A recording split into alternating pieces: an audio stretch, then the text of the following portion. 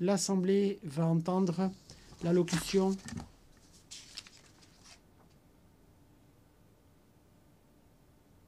de son Excellence Monsieur Jelko Komšić, président du Collège présidentiel de la Bosnie-Herzégovine. Je prie le protocole de bien vouloir accompagner son Excellence, que j'invite à prendre la parole devant l'Assemblée.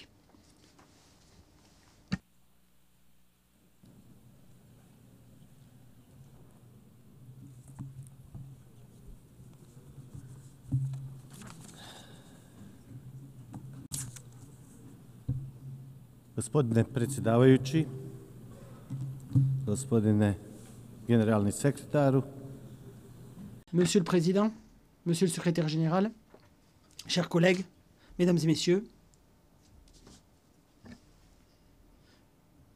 alors, je vais commencer par le thème choisi pour cette 80e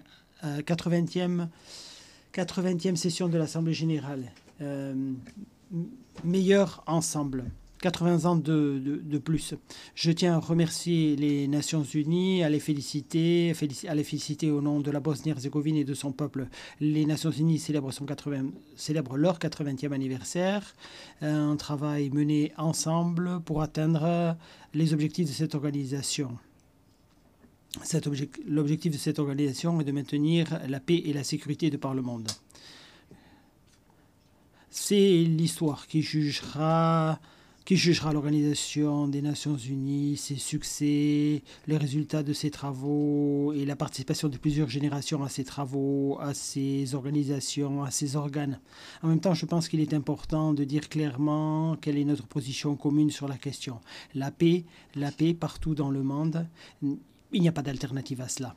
Nous devons continuer de travailler ensemble avec détermination sur la question. Je voudrais croire que nous partageons tous la même opinion, à savoir que nous devons protéger la paix partout de par le monde. Cependant, la réalité, ce qui se produit aujourd'hui dans différentes régions de notre monde, nous montre clairement que la paix au niveau mondial ne va pas dans le sens des intérêts géopolitiques de certains acteurs. Pour eux, la guerre, les conflits est une manière d'atteindre des objectifs économiques et politiques. Or, ces intérêts sont très différents des objectifs que s'est fixé la Charte des Nations Unies. Si vous ajoutez à cela le fait que des tentatives sont en cours pour réécrire les frontières de certains États de par la force d'une manière qui est contraire à la Charte des Nations Unies, nous pouvons arriver à une conclusion des plus simples, à savoir que le droit international ne s'applique pas de la même manière à tous les États qui sont sujets de ce même droit international. Nous avons été les témoins ces derniers temps du fait que certains conflits armés ont été délibérément provoqués et causés. Ce qui en suit, c'est l'utilisation de la force militaire, de la part d'un État, l'utilisation d'une force militaire auquel est confronté un État plus faible militairement, auquel il ne peut pas résister. Par la suite, l'État attaqué est obligé de signer un accord de paix au nom de la paix, et il doit céder à certains de ses territoires, en théorie au nom de la paix, mais bien plutôt au nom de la force. Je pense que vous savez tous vous savez très bien que la Charte des Nations Unies permet la modification des frontières, mais ceci n'est permis que s'il y a accord entre les États concernés. La pression politique, la force armée, ou la pression politique et la force armée ne peuvent pas être utilisées pour ce faire. Cependant, si la force armée est utilisée pour imposer un accord à l'autre partie ou elle perd une partie de son territoire, dans ce cas-là, il n'y a pas de bonne volonté, il n'y a que contrainte, ce qui est contraire au droit international. Et là, je parle, vous l'aurez compris, de l'Ukraine et de la pression à laquelle est soumise l'Ukraine.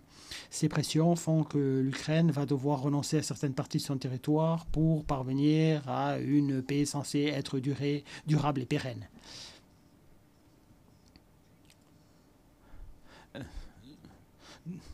L'avènement du nouvel ordre mondial qu'on nous propose n'est pas basé sur la paix. L'objectif à atteindre, c'est la réalisation des objectifs géopolitiques de certains États. L'utilisation, la modification des frontières par la force crée une pression politique qui oblige un État à renoncer à une partie de son territoire. Ceci crée, vous l'aurez compris, un précédent dangereux dans le droit international qui pourrait très rapidement devenir la règle. Au final, ça veut dire que l'on va vivre dans un monde instable où la paix n'a plus aucune valeur. Je ne pense pas que ce soit l'issue que nous souhaitons. En effet, ceci ne saurait être justifié par aucune disposition de la Charte des Nations Unies ou par aucun autre texte de droit international. Nous avons aujourd'hui également une situation similaire à Gaza. Une violence extrême est infligée à la population locale avec des caractéristiques d'un génocide, tel que le prévoit la Convention sur le génocide.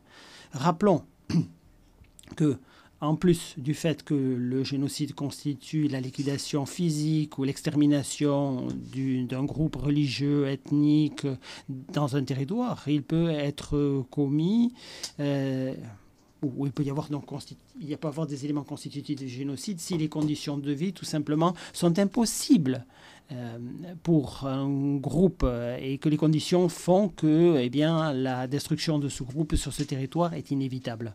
Une telle approche génocidaire est utilisée pour occuper par la force des territoires, pour grignoter du territoire.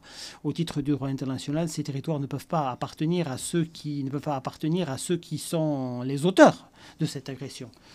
Ceci étant dit, c'est malheureusement ce qui est en train de se produire sur la bande de Gaza aujourd'hui. À Gaza, le peuple palestinien est confronté à ces deux éléments caractéristiques du génocide, comme le décrit la Convention sur la répression du crime de génocide, alors que l'opinion publique internationale, ou en tout cas une partie d'entre elles, ferme les yeux tout simplement face à cette réalité qui est terrible.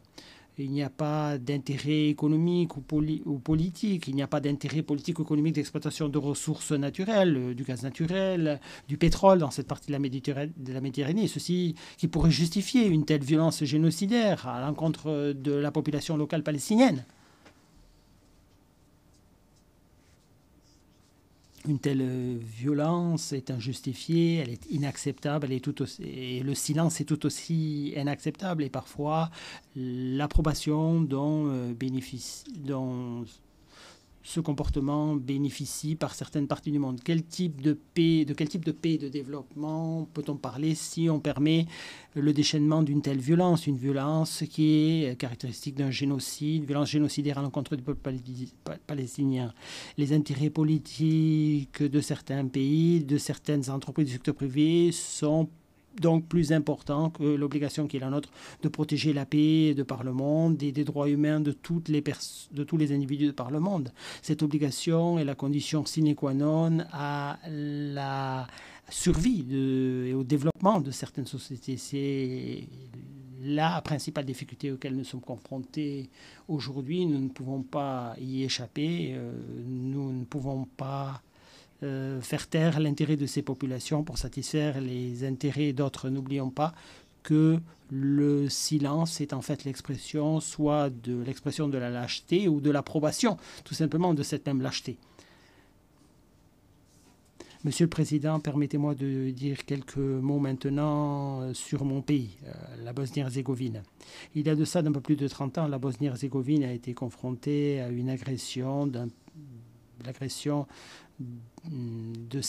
pays voisins. Les Nations Unies a mis en place une force de protection de la paix composée de plusieurs pays.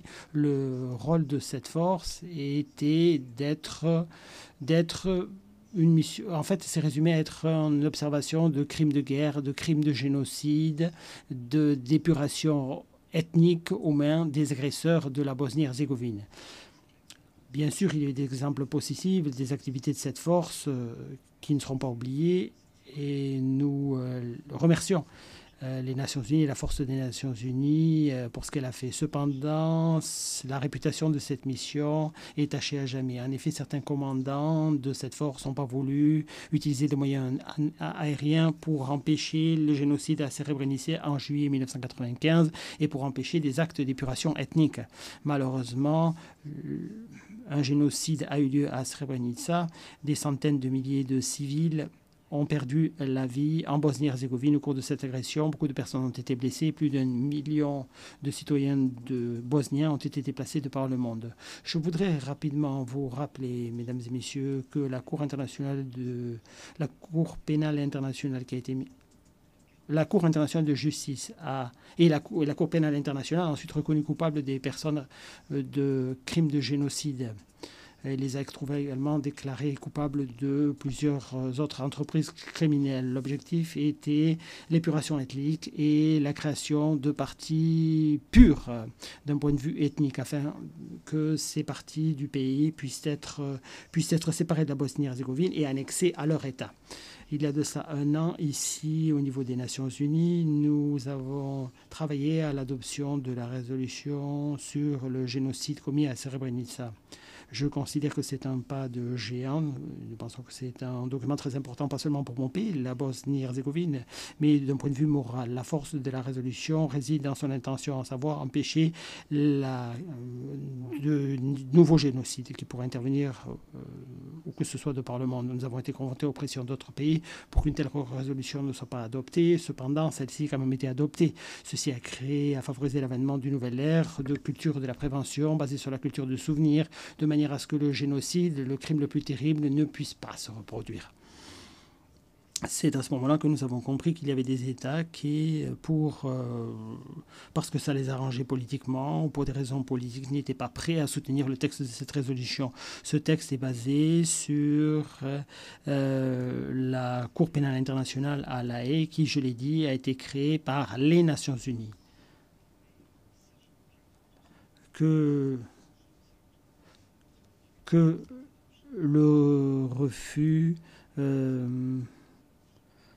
ce refus donc aille à ceux qui se sont opposés à ce projet de résolution, qui ne l'ont pas soutenu. Je tiens à vous rappeler que dans les années 90, la communauté internationale, par le biais des Nations Unies, a imposé un embargo sur la Bosnie-Herzégovine, sur l'achat d'armes défensives. Ceci a empêché l'armée de notre pays de se défendre d'une double agression. Quoi qu'il en soit, ces activités de défense auraient réduit la durée de cette guerre. De nombreuses vies auraient pu être sauvées et un accord de paix serait intervenu plus rapidement.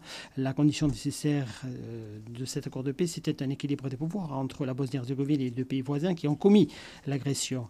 Étant donné cet embargo, l'agression à l'encontre de la Bosnie-Herzégovine a duré près de 4 ans.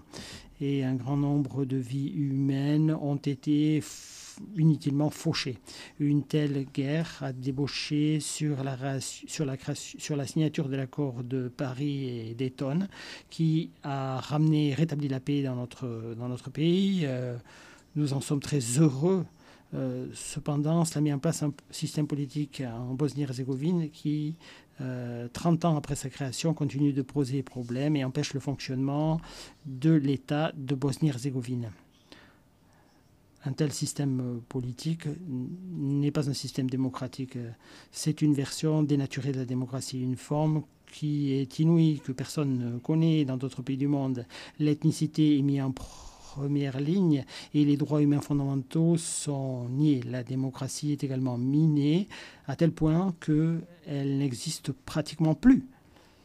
Nous pouvons appeler ce système politique un système qui est un système qui ne fait que déstabiliser ou déstabilise constamment la Bosnie-Herzégovine. Alors pourquoi est-ce que je parle d'ailleurs de démocratie? Pour 2 raisons au moins.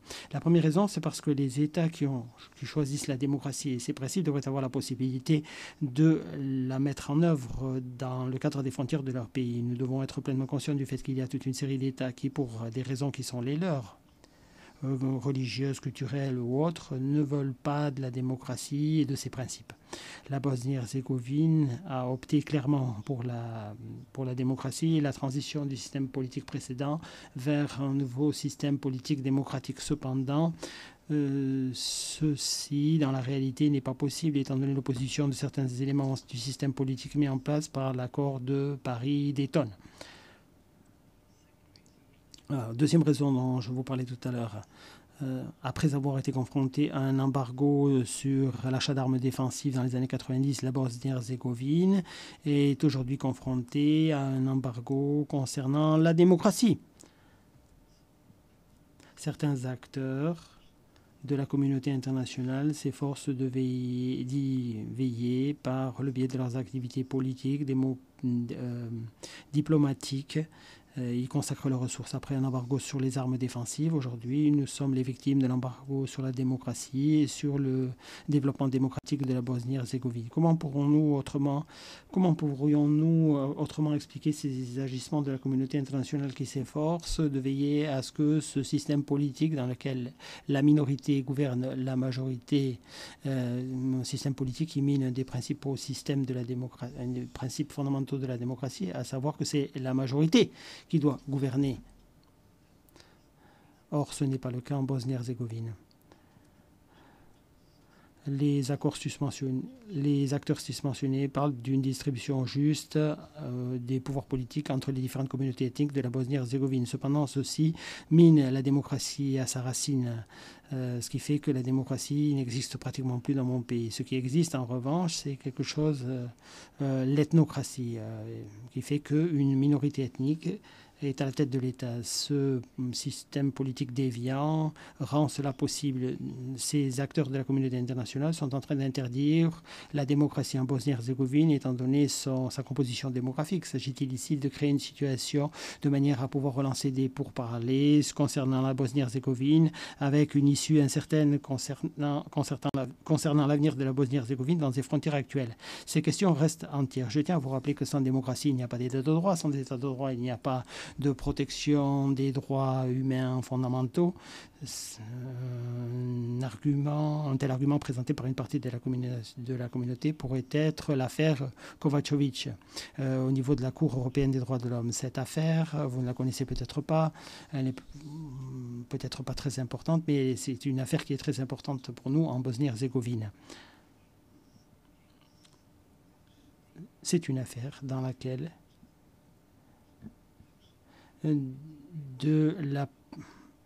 concernant la protection du droit de vote à cette personne. M. Kovačević a fait appel en première instance, elle lui a donné raison, il a fait l'objet d'une discrimination ethnique.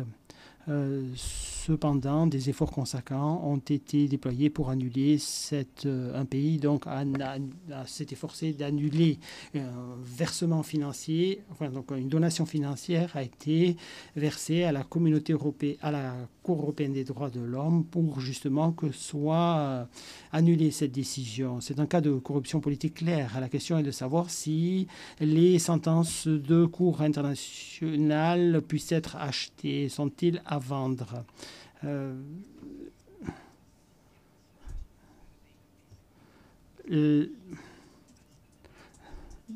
Des ressources financières ont été investies à cette fin, leur origine est méconnue. Il n'y a pas eu... Ensuite, une situation similaire s'est produite tout simplement lorsqu'on a décrété qu'il y avait eu, donc lorsque la Cour internationale de justice, la Cour pénale internationale a décrété qu'il y avait eu un génocide à Srebrenica. Certains États se sont efforcés tout simplement de faire annuler cette décision par des activités de lobbying, par des activités diplomatiques. Ceci nous prouve qu'il y a une partie de la communauté internationale qui ne veut pas permettre à la démocratie de se développer en Bosnie-Herzégovine. Hier, avec l'embargo sur les armes de défense, aujourd'hui avec cet embargo sur la démocratie et les droits de l'homme. Par conséquent, je voudrais vous rappeler d'un autre document des Nations Unies, le pacte des Nations Unies pour les droits civils et politiques. Ce pacte garantit entre autres le droit de vote, le droit à être élu, sur la base d'élections au suffrage universel qui garantissent la liberté d'expression de chacun des électeurs. En Bosnie-Herzégovine, malheureusement, nous ne pouvons pas voter de la sorte. La communauté internationale fait des efforts pour préserver la discrimination et pour nier la démocratie. Et le résultat, c'est une absence d'un état de droit ainsi qu'une protection insuffisante ou presque absente des droits humains fondamentaux.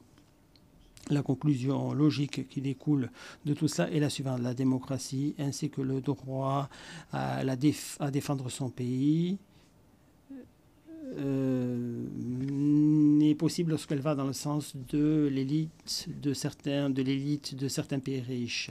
Les pays pauvres, eh bien, ne peuvent bénéficier de la démocratie que dans la mesure où ceci est autorisé par les élites de pays plus riches et plus puissants. C'est en tout cas clairement pas l'expression de l'égalité auquel nous devrions tous aspirer aujourd'hui.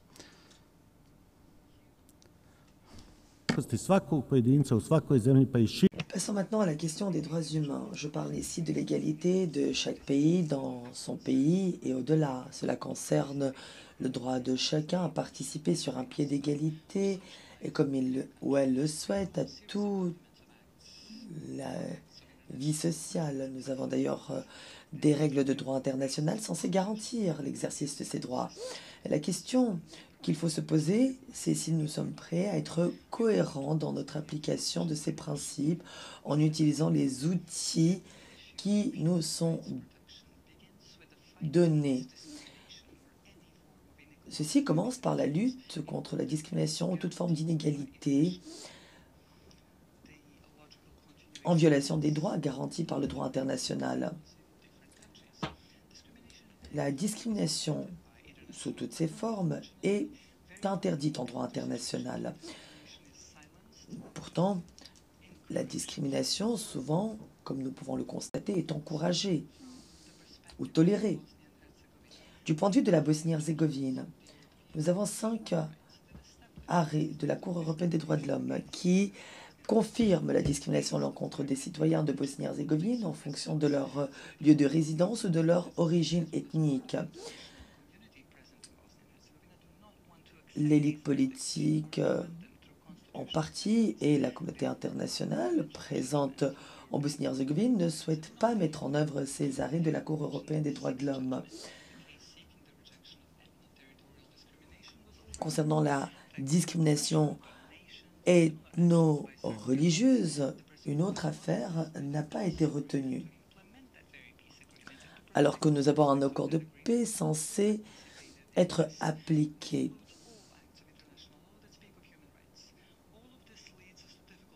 Tout ceci nous amène à nous poser des questions difficiles, questions auxquelles les réponses sont encore plus difficiles.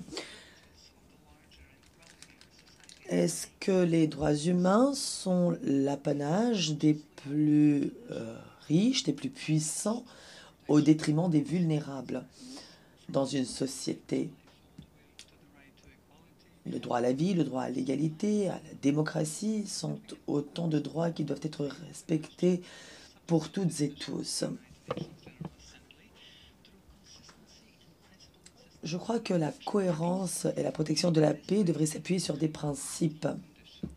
C'est ainsi que nous créerons les conditions d'un développement sans entrave des sociétés et nations du monde, membres des Nations Unies. C'est ainsi que nous pourrons protéger les droits humains partout dans le monde. En l'absence de cohérence, nous n'arriverons pas à enrayer les guerres, les génocides, les privations des droits humains, les changements de frontières par la force, entre autres. La cohérence, pour moi, c'est la volonté, la détermination à utiliser les outils dont nous disposons, comme le droit international, pour affronter ces problèmes. Nous devons être déterminés à protéger les valeurs fondamentales des Nations Unies sans aucune distinction entre États, sujets de droit international. Je vous appelle donc à faire preuve de détermination pour ne pas différencier entre les pays, pour ne pas les classer en grands ou petits, riches ou pauvres. Il faut faciliter la recherche de solutions à tous les problèmes soulevés dans le monde, sans discrimination. Ce n'est pas un privilège. La paix est une responsabilité commune. Nous sommes tous responsables. La paix doit être assurée partout, tout comme les droits humains qui ne sont pas un privilège. C'est une obligation permanente que nous devons respecter en toutes circonstances. C'est un devoir vis-à-vis des générations actuelles et futures. Notre mission consiste à leur laisser un monde meilleur que celui dans lequel nous vivons aujourd'hui. Mais pour atteindre cet objectif, nous devons travailler activement et œuvrer inlassablement à sa réalisation. Merci, Excellence, de votre attention. Au nom de l'Assemblée générale, je tiens à remercier le président du Collège présidentiel de la Bosnie-Herzégovine. Nous allons maintenant